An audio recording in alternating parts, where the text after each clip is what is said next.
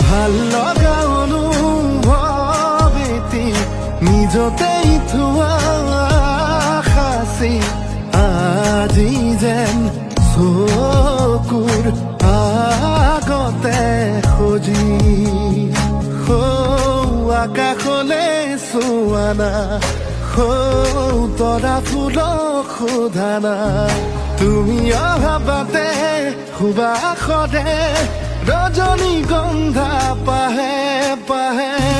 কিদৰে বুজাম নিজক কিদৰে সজাম নিজক কিদৰে বুজাম নিজক